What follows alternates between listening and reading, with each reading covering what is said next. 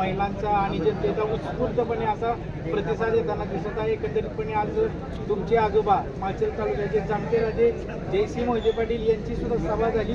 एकंदरीतपणे या सगळ्या विषयावर काय सांगा? चांगलं वाटतंय.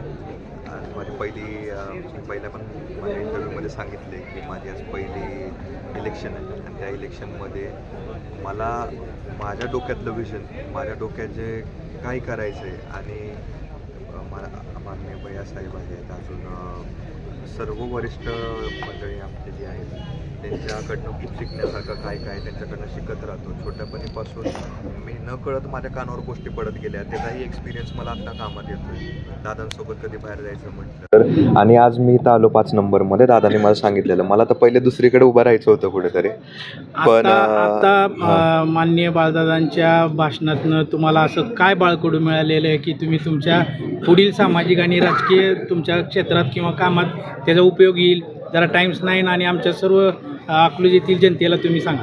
दादांनी बोलता सांगितलं की शिस्त असणं महत्त्वाचं आहे. शिस्त असणं, वेळेत धावून जाणं, कोणाची अडचण असेल त्यात वेळेत धावून जाणं, आणि जसं माझा वेळ जेवढा महत्त्वाचा आहे तेवढा इथं जेवढे जण उभा आहे त्यांचाही वेळ तेवढाच महत्त्वाचा आहे.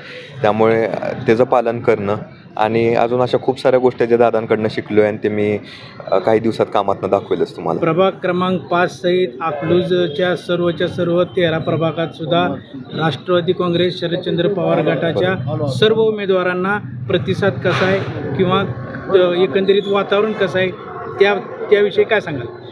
गावच आपलं आहे त्यामुळे प्रतिसाद चांगलाच असणार आहे.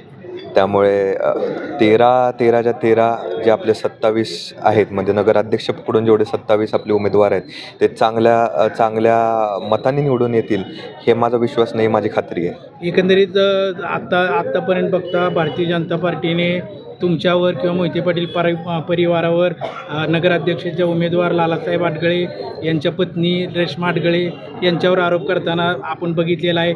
त्याविषयी तुम्ही काय सांगाल?